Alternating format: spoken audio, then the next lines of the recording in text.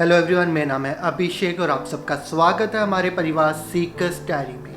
आजकल अगर हम किसी भी मसीही मीटिंग में जाते हैं, किसी भी चर्च सर्विस में जाते हैं, वहाँ पर पानी को बेचा जा रहा होता है छोटी सी बोतल में, और कहा जा रहा होता है कि ये प्रार्थना किया हुआ पवित्र पानी है, ये पानी यरदन नदी का है। नहीं तो मिट्टी बेची जा रही होती है और कहा जाता है इज़राइल की मिट्टी है। रुमाल बेचे जा रहे हैं कि ये पवित्र रुमाल है, प्रार्थना किया गया रुमाल है, 500 रुपये, 1000, 2000 में। क्या ये चीज़ कलीसियाओं में होना सही है? क्या ये चीज़ परमेश्वर की सेवकाई में करना सही है या नहीं? क्या ये हमें करना चाहिए? क्या ये बिब्लिकली प्रभु के वचन के अनुसार सही है? और प्रभु का वचन क्या बताता है इन चीज़ों के बारे में? चलिए आइए बातचीत करते हैं इन चीज़ों पर, इन विषयों पर। जब भी हम ऐसे पासवानों से मिलते हैं जो ये चीज़ें कर रहे हैं अपनी सेवकाई में, अपनी मिनिस्ट्री में, तो वो लोग बाइबल में से 3 इंसिडेंट उठाकर अपने आप को सही साबित करने की कोशिश करते हैं। सबसे पहला इंसिडेंट जो वो उठाते हैं बाइबल में से, वो दूसरा राजा की किताब में से है, जिसमें वो एलीशा और नामान के बीच की कहानी को बताते हैं अपनी बात को साबित करने के लिए। तो क्या है वो कहानी? नामान एक कोढ़ी था, पर वो सीरिया की सेना में सेनापति था। उसकी दासी ने उसको कहा कि इज़राइल में एक भविष्यवक्ता है, एक नबी है, वो आपका कोढ़ सही कर सकता है। और नामान इज़राइल में आता है एलीशा के पास, और एलीशा उसको कहता है कि यरदन नदी में वो डुबकी लगाए तो उसका कोढ़ चला जाएगा। सबसे पहले वो ये कहानी उठाते हैं। वो कहते हैं कि यरदन नदी का पानी पवित्र है, इसलिए एलीशा ने नामान को कहा कि वहाँ पर जाकर वो डुबकी लगाए। ये बिब्लिकली सही नहीं है। अगर हम बाइबल नए नियम की एक और कहानी को देखें, जिसमें प्रभु यीशु मसीह एक अंधे को देखते हैं और उसके आँखों पर मिट्टी लगाते हैं और उसे कहते हैं सिलोम के झरने में जा अपनी आंखें धो ले, तो इसका मतलब क्या सिलोम का झरना पवित्र हो गया? बाइबल में यरदन नदी का जिक्र 185 टाइम्स किया गया है, 185 टाइम्स, और एक बार भी कहीं भी ये नहीं लिखा गया कि यरदन नदी पवित्र है। तो सवाल ये उठता है कि क्यों एलीशा ने नामान को कहा कि उसमें जाकर, कि यरदन नदी में जाकर डुबकी लगा? अगर हम इस सवाल को देखें तो जो मेरा मानना है, चाहे वो प्रभु यीशु मसीह का उस अंधे व्यक्ति को कहना कि सिलोम के झरने में आँखों को धो ले, या एलीशा का नामान को कहना कि यरदन नदी में डुबकी लगा ले, अगर हम इन दोनों कहानियों को देखें, नामान अपने विश्वास से वहाँ पर नहीं आया था। नामान अपनी दासी के विश्वास के कारण आया था। और नामान को जब एलीशा ने कहा कि जाकर डुबकी लगा ले, वो उसने मना कर दिया, पर उसके लोगों ने उस पर जोर लगाया कि तू जा। दूसरी कहानी में देखते हैं तो हम देखते हैं कि अंधा प्रभु यीशु मसीह के पास नहीं आया। प्रभु यीशु मसीह ने उसको देखा और उसको चंगा किया। मेरा मानना है कि जब हम इन दोनों कहानियों को देखते हैं तो 2 चीज़ें परमेश्वर पूछ रहा था उन लोगों से। पहला, क्या वो सच में चंगा होना चाहते हैं? अगर वो सच में चंगा होना चाहते हैं, अगर ये सिर्फ उनके बाहरी शब्द नहीं है, तो उनको जो कहा जाएगा वो करेंगे। वो चाहे यरदन नदी में डुबकी लगाना हो या सिलोम के झरने में अपनी आंखों को धोना हो। दूसरा जो सवाल मैं मानता हूँ परमेश्वर उनसे पूछ रहे थे इन एक्ट्स के द्वारा, इन कार्यों के द्वारा, वो ये था कि क्या तुम विश्वास करते हो कि इज़राइल का परमेश्वर अगर तुम्हें कहता है जो करने के लिए तुम करते हो, तो परमेश्वर तुम्हें चंगा करेगा? क्या इज़राइल का परमेश्वर तुम्हें चंगा कर सकता है? मेरा मानना है ये 2 सवाल थे जो परमेश्वर उनसे जानना चाहता था, उनको उनके मन में डालना चाहता था, जिसकी वजह से परमेश्वर ने या प्रभु यीशु मसीह ने इन लोगों को ये चीज़ें करने के लिए कहा। क्योंकि अगर यरदन नदी पवित्र होती तो बाइबल में उसका जिक्र होता।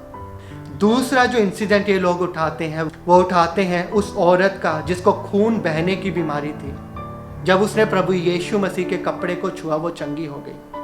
तीसरा इंसिडेंट वो उठाते हैं प्रेरितों के काम से, जहाँ पर लोग पौलुस के शरीर से रुमाल को टच करते थे और बीमारों पर रखते थे, वो चंगे हो जाते थे। तो ये लोग इन 2 इंसिडेंट को भी इस्तेमाल करते हैं अपने बात को साबित करने के लिए। पर अगर हम इन इंसिडेंट को ध्यान से देखें, प्रभु यीशु मसीह ने उस औरत को जिसने प्रभु यीशु मसीह के कपड़े को छुआ और चंगी होगी, ये नहीं कहा तूने मेरे कपड़े को छुआ इसलिए तू चंगी हो गया, पर प्रभु ने कहा तेरे विश्वास ने तुझे चंगा किया है। और जब हम पौलुस की बात करते हैं, पौलुस रुमाल नहीं दे रहा था, लोग विश्वास कर कर आ रहे थे कि हम अपने रुमाल से अगर पौलुस को छू लेते हैं तो पौलुस का अभिषेक उस रुमाल पर आ जाएगा और लोग चंगे हो जाएंगे। कहीं भी बाइबल में प्रभु के अभिषेक को बेचने की बात नहीं हुई। जहां पर वो पवित्र पानी बेच रहे हैं, जहां पर वो प्रार्थना किया हुआ रुमाल बेच रहे हैं, क्या ये बिब्लिकली सही है? ये बिल्कुल भी सही नहीं है। मेरे रिलेटिव्स जो अविश्वासी हैं, उनके परिवार में एक परेशानी आई, तो उनको किसी ने बताया कि आप कलीसिया में जाएं और पासवान के पास जाएं तो आपकी ये दिक्कत, ये परेशानी दूर हो जाएगी। वो पासवान के पास गए और पासवान ने कहा मुझे इतने पैसे दो तो मैं प्रार्थना करूंगा। क्या ये सही है? बाइबल में अगर हम नामान और एलीशा की कहानी को देखें, जब नामान चंगा हो गया तो नामान ने एलीशा को कहा कि मेरे पास जितनी दौलत है तू ले ले। एलीशा ने कहा मैं प्रभु के नाम पर वादा करता हूं कि मैं आपसे कुछ भी नहीं लूंगा। प्रभु का दास जिसने नामान को चंगा किया, वो कह रहा है मुझे तेरी दौलत नहीं चाहिए। पर क्या होता है जब हम परमेश्वर की सेवकाई को एक धंधा, जब बिजनेस बना लेते हैं, एक व्यापार बना लेते हैं। एलीशा का दास गहेजी वो नामान के पास जाकर कहता है कि मुझे पैसे दे दो। वो झूठी कहानी बनाता है, वो परमेश्वर की सेवकाई को पैसों पर बांटने की कोशिश करता है। तो क्या होता है? नामान का कोड़ गहेजी पर आ जाता है। अगर हम बाइबल में प्रभु यीशु मसीह के बारे में देखते हैं, प्रभु यीशु मसीह ने क्या कहा? मत्ती के अध्याय 21 में प्रभु यीशु मसीह ने कहा उन लोगों से जो मंदिर में व्यापार कर रहे थे, जो मंदिर में सौदेबाजी कर रहे थे, यरूशलेम के मंदिर में चीज़ों को बेच रहे थे, प्रभु यीशु मसीह ने उनसे कहा मेरा भवन प्रार्थना का घर कहलाता है, तुमने इसे डाकुओं का घर बना दिया है। प्रभु उनसे कह रहे हैं परमेश्वर का भवन, परमेश्वर की सेवकाई बिजनेस नहीं है, व्यापार नहीं है। हम लोग जो ये बिजनेस बना रखा है पवित्र पानी के नाम पर पैसे कमाने का, इज़राइल की मिट्टी के नाम पर पैसे कमाने का, जो हम लोगों ने प्रभु की सेवकाई को धंधा बना दिया है, इस चीज़ को बंद कर दें, क्योंकि प्रभु इस चीज़ को पसंद नहीं करता है। प्रभु इस चीज़ से घृणा करता है। और आप लोग भी जो ये चीज़ें खरीदते हैं कलीसियाओं में जाकर कि इससे हमारे घर में चंगाई आएगी, प्रभु इस चीज़ को पसंद नहीं करते, इस चीज़ को रोक दें। अगर आपको चंगा होना है तो विश्वास करें उस औरत की तरह जिसको खून बहने की बीमारी थी, उसके विश्वास ने उसको चंगा किया। आपका विश्वास आपको चंगा करेगा जब आप प्रभु यीशु मसीह पर विश्वास करते हैं, ना कि ये चीज़ें। इन चीज़ों के कोई मायने नहीं रखते प्रभु में, प्रभु की सेवकाई में। ये चीज़ें करना बंद कर दो, ये प्रभु की ओर से नहीं है। और आप लोग जो कहते हैं हमें पैसे चाहिए होते हैं मीटिंग्स करने के लिए, एक मीटिंग को 1 लाख लगता है, एक मीटिंग को 2 लाख लगते हैं, तो आप परमेश्वर की सेवकाई को क्या व्यापार बना देंगे अगर आपको पैसे चाहिए? जब लोग प्रभु यीशु मसीह के वचन सुनने आते थे, वो स्पेशल कुर्सियों की मांग नहीं करते थे। जो पैसे आप इन चीज़ों पर खर्च कर रहे हैं वो लोगों की मदद करने में खर्च करें। प्रभु की सेवकाई में ज़्यादा पैसे नहीं लगते। अगर आपको पैसे की ज़रूरत भी है, प्रभु से मांगे। प्रभु के नाम का गलत इस्तेमाल ना करें, प्रभु की सेवकाई का गलत इस्तेमाल ना करें। प्रभु ने जो अभिषेक आपको दिया है उसका गलत इस्तेमाल ना करें। प्रभु ने जो आप लोगों को ये वरदान दिया है, एक उद्देश्य से दिया है, किसी कारण से दिया है, उस उद्देश्य को पूरा करें।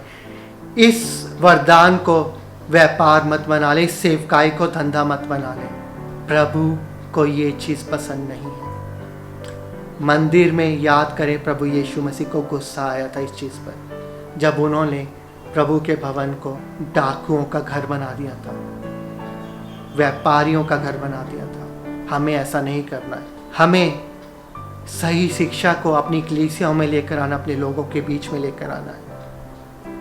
यही उद्देश्य है हमारे इस चैनल का कि हम खोजें, सच को खोजें, सही चीज़ों को खोजें, प्रभु की सही शिक्षा को खोजें।